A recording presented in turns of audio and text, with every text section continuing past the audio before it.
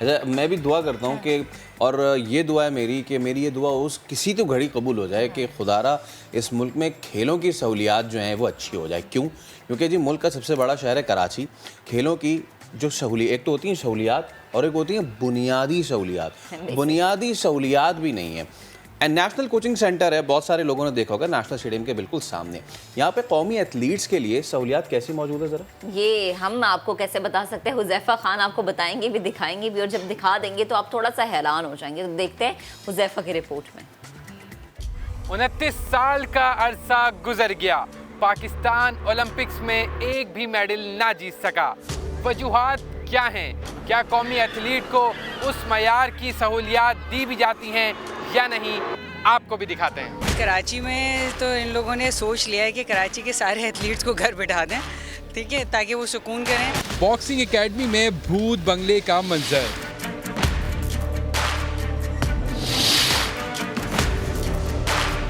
Gymnasium में परिंदों का बसेरा, बास्केटबॉल कोर्ट से तो बास्केट ही गायब है। बैडमिंटन कोर्ट का भी बुरा हाल टूट फूट का है शिकार। इसके अंदर बहुत मसला होता है हमें। अभी कोर्ट के हालात देखें आप कैसे हैं, टूटे रिपेयर हुए हुए हैं। यहाँ पर कितने लोगों की तो इंजरी हुई हुई है टांगों में। एथलेटिक ट्रैक का ट्रफ वसीदा 10 साल कबल अपनी मुद्दत पूरी कर चुका है। इस ट्रैक पर एथलीट्स भाग नहीं सकते।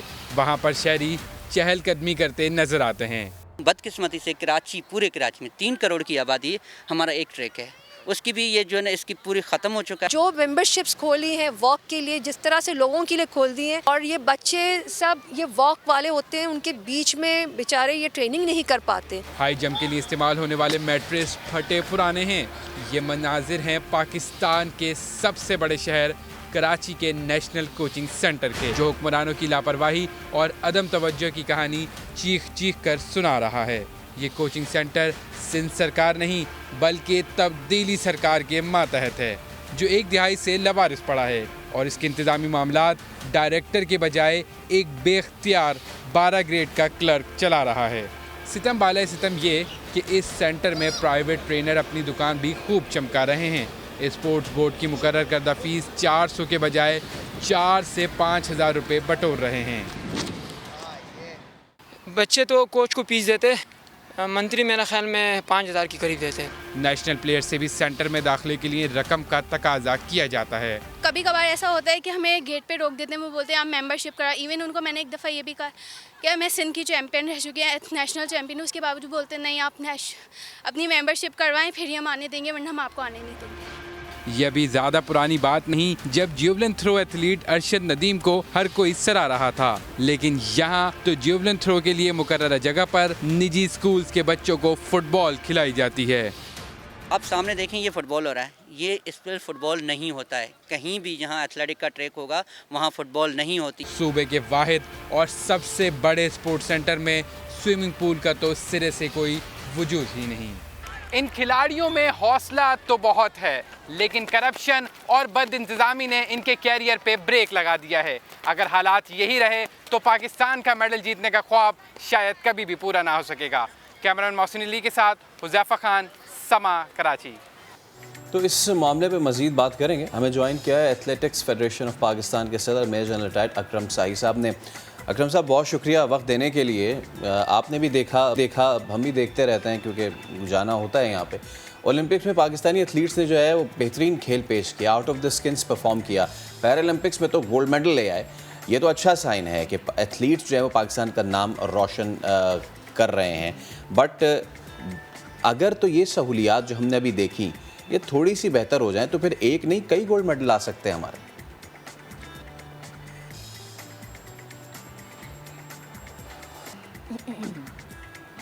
जी सर, आप हमें सुन पा रहे हैं?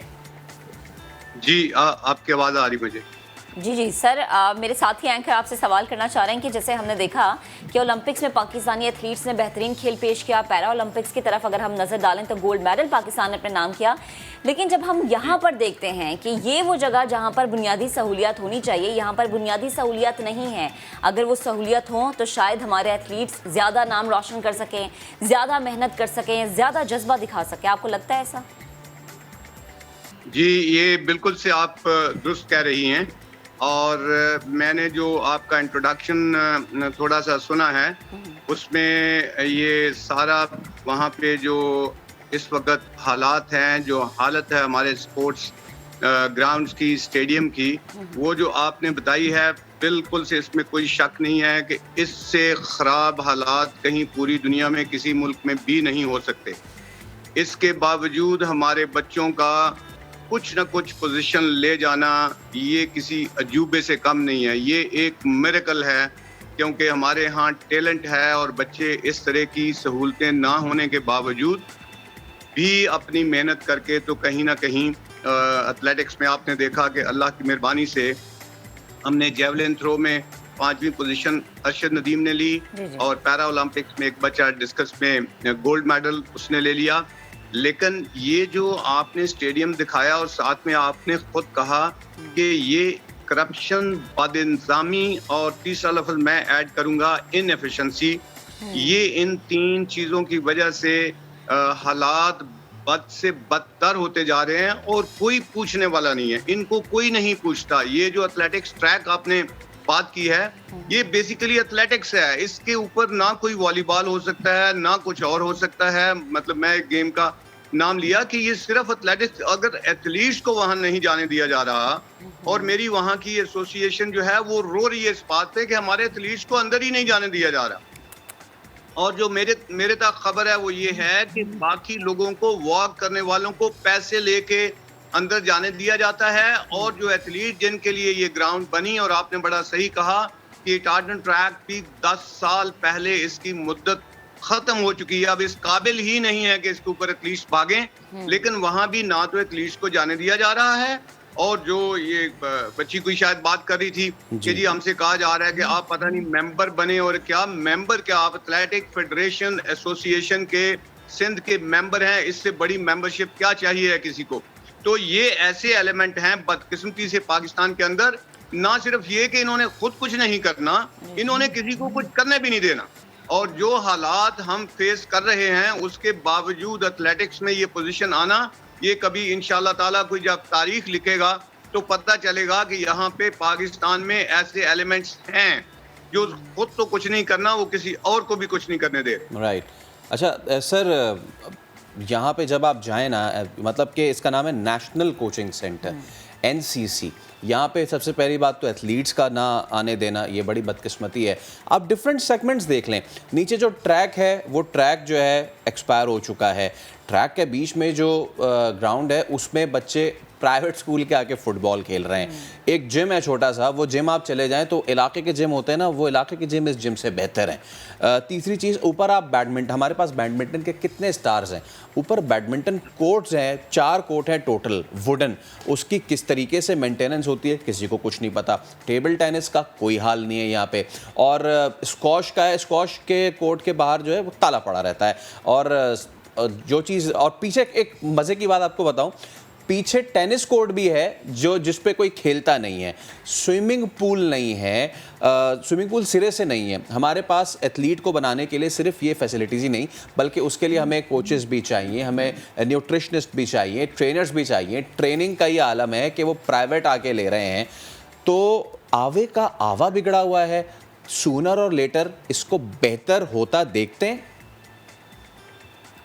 जी, मैं जो इस वक्त हालात हैं, मैं बिल्कुल भी इसमें बेहतर होता नहीं देख रहा, बल्कि चीज़ें रोज़ बरोज़ ख़राब हो रही हैं। कोई गवर्नेंस नहीं है, कोई पूछने वाला नहीं है, जो करप्ट है वो करप्ट से करप्टर होता जा रहा है।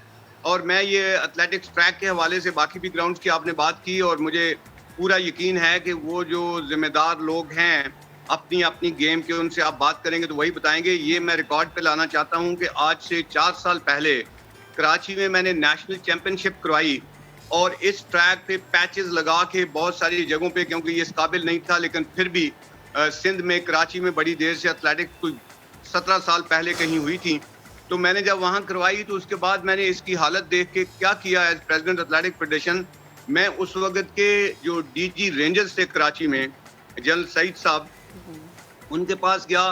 दोस्त हैं, बहुत हमारे सीनियर ऑफिसर्स में से बड़े काबिल ऑफिसर हैं।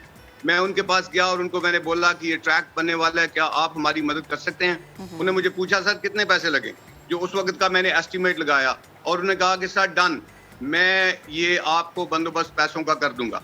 क्योंकि ये जगह जो है ये फेडरल गवर्नमेंट की है, तो फेडरल गवर्नमेंट में उस वक्त डीजी मेरे ख्याल में पाकिस्तान के इंतहाई करप्ट लोगों में से एक बैठे हुए थे जिनका नाम था अख्तर गंजेरा, और वो जेल गए इस करप्शन के चक्कर में, और अभी भी नैब उनकी इंक्वायरी कर रही है। जब उनसे हमने बात की तो उन्होंने कहा कि नहीं सर, वो पैसे आप रेंजर से लेके हमें दे दें, वो हम कर लेंगे। तो ये वहाँ की बात वहाँ ही रह गई। ना रेंजर्स उनको पैसे देना चाहती थी, ना मैं पैसे देना चाहता था। मुझे पता था कि ये सारे के सारे करप्शन हो जाएगी। तो ये मैं कह रहा हूँ कि कुछ एलिमेंट्स ऐसे हैं कि वो ऐसे लगता है कि जैसे किसी बाहर के रॉ के एजेंडा पे इधर बिठाए गए हैं कि आपने पाकिस्तान की स्पोर्ट्स को तबाह करना है और आपने पाकिस्तान की यूथ को इतना डिस्करेज करना है कि वो स्पोर्ट छोड़ के तो और कहीं ऐसी एक्टिविटीज में लग जाएं जो एंटी स्टेट हों, जो कि हमें नुकसान और सर फिर हम देखें ना कि हमारे जो खेल के मैदान है वो फिर हमें इसी वजह से तबाह होते नजर भी आ रहे हैं। लास्ट में एक और सवाल आपसे पूछना चाहूँगी, जब भी हम सवाल उठाते हैं, सवाल करते हैं अवाम के इंटरेस्ट का, तो हमें कह दिया जाता है कि गवर्नेंस ठीक नहीं है, फलाने का कसूर है, उसका कसूर है, पैसे खा लिए, ये हो गया, वो हो गया।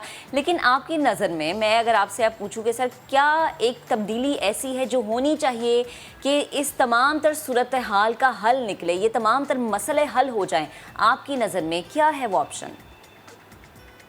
जी, मेरी नज़र में वो ऑप्शन ये है कि हमारे प्राइम मिनिस्टर साहब, जो कि खुद से एक बहुत बड़े स्पोर्ट्समैन हैं, उनको इस पे तवज्जो देनी चाहिए। पहले भी किसी गवर्नमेंट का फोकस वो नहीं रहा, और जाहिर है उनके लिए बड़े बड़े प्रॉब्लम्स हैं। बड़े बड़े माफियाज को वो कह रहे हैं मैंने हाथ डाल रहा हूँ, स्पोर्ट्स माफिया को अभी तक उन्होंने हाथ नहीं डाला। और स्पोर्ट्स माफिया को जिस दिन उन्होंने हाथ डाला और स्पोर्ट्स में ये जो करप्ट लोग हैं ये निकल गए। हमारे यहाँ जहाँ पे इतने बुरे लोग हैं वहाँ पे बहुत अच्छे भी हैं। इसी तरह इसी वजह से अल्लाह की मेहरबानी से मुल्क आज तक कायम है। वो एक अच्छे लोगों को स्पोर्ट्स में लगाएं, अच्छे लोग हैं, बहुत हैं, और ये जो इस वक्त माफिया बैठा हुआ है इसको बाहर निकालें। ये इसका वाहिद हल है, इसके बगैर कुछ नहीं हो सकता। Absolutely, horses for the causes आपने बात की। जनरल साहब बहुत शुक्रिया आपका, और उम्मीद ही कर सकते हैं, लेकिन उम्मीद करें भी तो कैसे? गोल्ड मेडल की उम्मीद लगाए बैठे हैं और हमारे पास ट्रैक नहीं है। जो रेसर्स ट्रैक पे भाग नहीं सकते वो कैसे गोल्ड मेडल लाएंगे? मेरे साथ